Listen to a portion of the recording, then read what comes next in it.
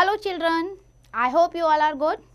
Today we are here with the chapter 10 of SST, that is the earliest society. And in this chapter we are going to study about the different phases and different societies prevailing in the ancient history. अरे बाबा early man के बारे में हमने पढ़ा, बहुत ज़्यादा पढ़ा कि अर्ली मैन क्या है. It live like the animal, यही पता था कि पहले ऐसे चलता था, फिर दो पाँव पे हुआ, फिर उसने कुछ सीखा. ठीक है, तो we have gathered so many information related to early man. So in this chapter we are going to discuss about that development of the early man. तो सबसे पहले जब हम पढ़ते हैं ना अर्ली मैन के बारे में, तो बेटा हमें ये पता होना चाहिए कि ये जो पूरा आपका ये पीरियड रहा ना, that is around 5 lakh years ago, जो स्ट्रेच रहा ये time period, this period is known as stone age, because in this period or during this period stone was the chief tool to use. Okay, तो हम अब stone age को classify करने जा रहे हैं to discuss about the early humans life.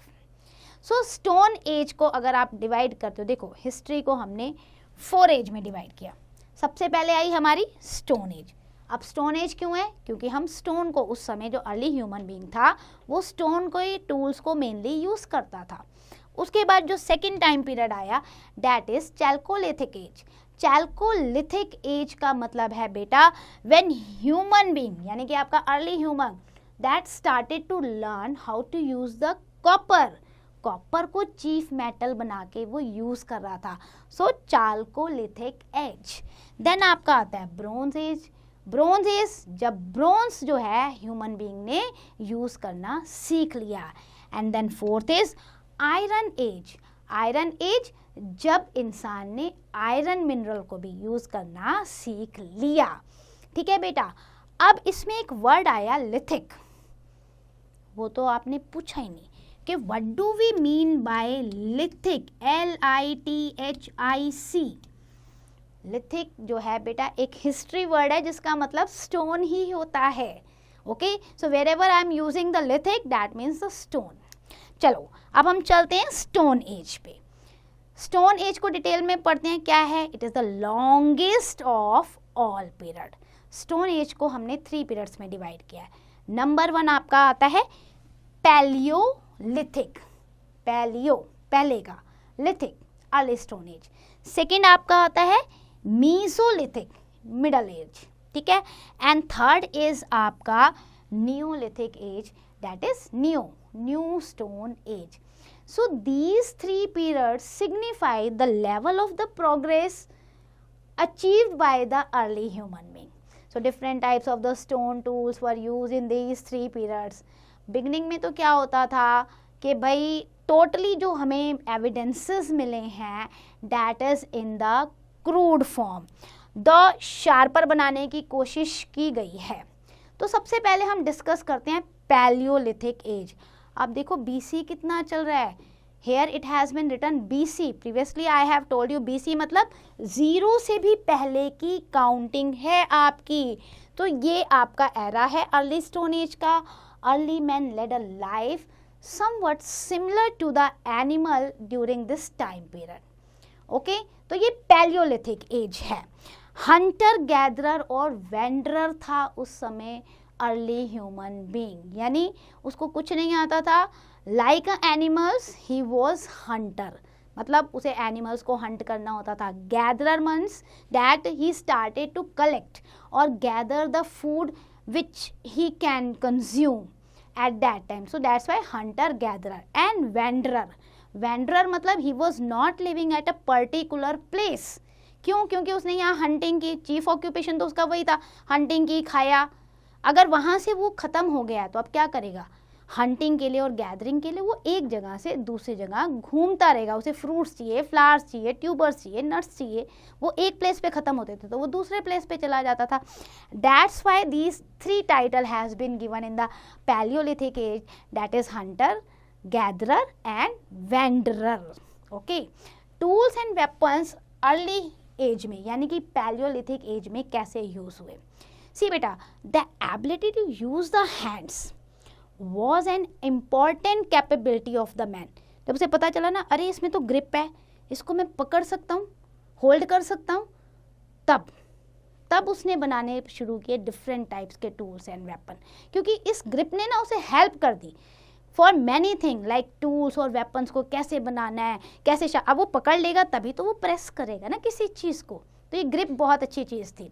He could pick up the stones, strike animals, plug the fruits from them. तो बहुत सारी एक्टिविटीज़ हो जाती है ग्रिप के बाद। इवन एक तो सोर्स ये बता रहा था कि ऐसा माना जाता है when early women she started to grip her daughter और सन जो भी रहा होगा, तो उसने जब उसे पकड़ा तो उसे कितना अच्छा फील हुआ होगा कि भाई ये तो मैं पकड़ सकती हूँ, आराम से यहाँ अटैच कर सकती हूँ बेबी को।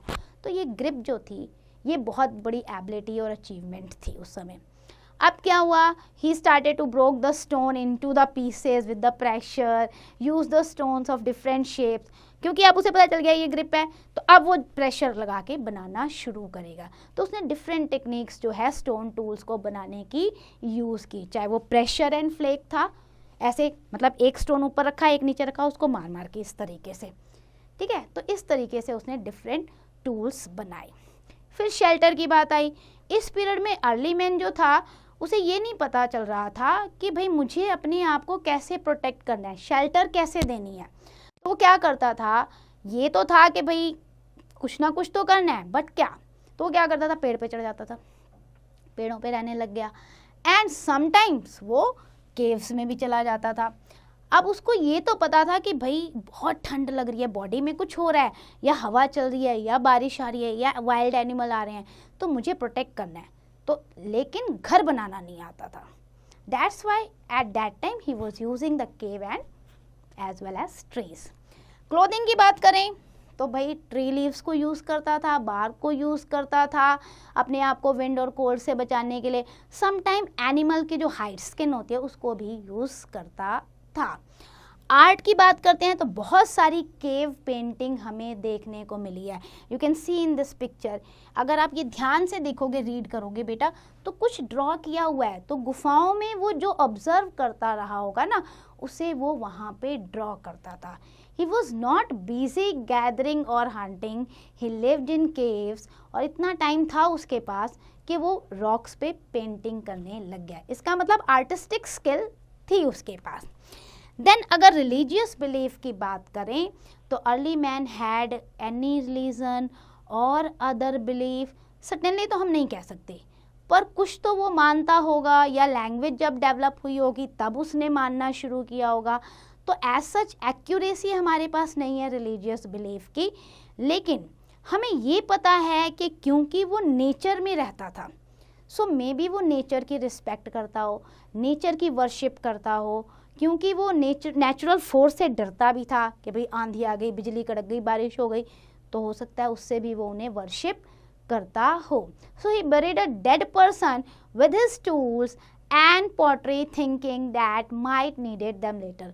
तो ये तो हमें पता चला जब हमने एक्सकेवेशन किया ना बेटा, तो हमें जो स्किल मिलते हैं ना, डेड बॉडीज के रिमेनिंग पार्ट मिलते हैं, तो हमें क्या पता चला कि उसके साथ उसने पॉटरी वगैरह, मतलब जो भी सामान वो यूज़ करता रहा होगा ना बंदा, वो भी दफनाया है उसने। तो इसका मतलब वो रीबर्थ में बिलीव करते होंगे। अब आती है डिस्कवरी ऑफ फायर, जिसने उसकी लाइफ ही चेंज कर दी। ऐसा माना जाता है कि 2 स्टोन को रब किया होगा और चिंगारी निकल गई, आग लग गई, और ये सब उसने देखा, पहले डरा हुआ होगा, फिर उसे लगा कि ये तो बड़ी अच्छी चीज़ है, क्योंकि मैं नहीं, इसके साथ साथ एनिमल्स भी इससे डर रहे हैं, तो मैं एनिमल को इससे डरा सकता हूँ। फिर उसको उससे हीट मिली, वार्मनेस मिली, फिर उससे उसने फूड को भी कुक करना सीखा, तो फूड उसका टेस्टियर, सॉफ्टवेयर और हेल्दियर बनता गया। सो डिस्कवरी ऑफ फायर तो change the life of early human being in paleolithic age. अब आती है हमारी सेकेंड एज, जिसे हम मिडल एज भी कहते हैं, दैट इज मेसोलिथिक एज। लेकिन ये एज भी हमारी बीसी में चल रही है, 0 से इतने साल पहले बेटा, देख रहे हो ना, 10,000 BC टू 8,000 BC। अब पैलियोलिथिक से अगर हम कंपेयर करें तो ये जो मिडल स्टोन एज थी, आज से आप ये कह सकते हो कि 2000 साल पहले कि उससे भी पहले की रही होगी। द रेट ऑफ डेवलपमेंट इस समय जो था that was very slow. Stone tools now become the sharper. आप पिक्चर में भी देख सकते हो, थोड़े से शार्पन्स जो है स्टोन टूल्स हो गए हैं, थोड़े एफिशिएंट टूल्स हो गए हैं, और बहुत सारे ऐसे टूल्स हमें जो हैं मिले हैं. हमें ये लगता है कि इन टूल्स को यूज़ कर कर उसने जो है ज़मीन को खोदा होगा और मे बी सीड को प्लांट करना शुरू किया होगा. कुछ तो उसने इस टूल से अदर यूजेस किए होंगे. He had also use some types of stone and wooden pottery to store the food and water. So Mesolithic age can be called the transition period. कि चेंज तो आया ह्यूमन लाइफ में. Man was gradually from the early stone age to coming to the new stone age. एक transition period इस समय आया आपका. ठीक है, एक आपको एक लाइफ इसमें केस स्टडी दी हुई है दक्कन की, कि जहाँ आपको दिया हुआ है कि लैंड फॉर्म्स ने कैसे मेजर रोल जो है प्ले किया था. नाउ एक्सकेवेशन अगर आप देखोगे बेटा इन साइट्स की, it reveal the large number of stone weapons and tools. बहुत सारे टूल्स हमें एक्सकेवेशन में मिले हैं, जैसे कि हमारा हैंड एक्स हो गया ना, कुल्हाड़ी होती है, क्लीवर या स्क्रैपर या होवर्स या नाइफ्स, ये सारे हमें मिले हैं. It is also possible that they had started to worship क्या स्टोन. कैसे? Because in the cave, altar in a cave है ना, वहाँ पे हमें ऐसा कुछ मिला है पेंटिंग टाइप का कि जहाँ पे इन्होंने पूजा पाठ करना शुरू कर दिया. It is also probable that they worship the natural forces like sun, moon, lightning, क्योंकि इस टाइप की हमें पेंटिंग्स जो हैं हमें मिली हैं. दक्कन में अगर हम चलते हैं तो अर्ली मैन जो है wore the tree leaves to cover his body and he lived in the caves as there are plenty of the caves available at that time. बहुत सारी गुफाएं थी, तो अपना जो कहते हैं ना फ्री टाइम वो केव आर्ट में लगाता होगा, carving animals, group of hunting, dance, posture etcetera. तो हमें ये केव पेंटिंग में ना बहुत सारी ऐसी चीज़ें मिली हैं जो बताती हैं कि उस समय उन्होंने क्या किया होगा. So these were the two major era, Paleolithic age and then Mesolithic, which is confirming as a transition period कि अब अर्ली ह्यूमन बीइंग जो है नियोलिथिक की तरफ जा रहा है. So that's end for the chapter. Let's discuss what you have understand. Number 1, early man starting में क्या करता था? ग्रुप में मूव करता था, हंटिंग करता था, फूड को गैदर करता था. देन स्टोन क्या था? चीफ मटेरियल था जिसे अर्ली मैन यूज करता था. इंटायर पीरियड को हमने 4 एजेस में डिवाइड किया. स्टोन एजेस जो है आपकी chalcolithic age, bronze age and the iron age. Stone age को हमने जो डिवाइड किया 3 एज में, paleolithic, mesolithic and neolithic. All these signifies the advancement and the progress of the early human being. Then early man पहले कहाँ रहता था? Caves में या ट्री पे. डिस्कवरी ऑफ फायर ने उसकी लाइफ को थोड़ा चेंज किया. And most of the early and middle edges remain we have found in the Deccan. So that's end for the chapter. I hope you understand. Please do the exercise carefully.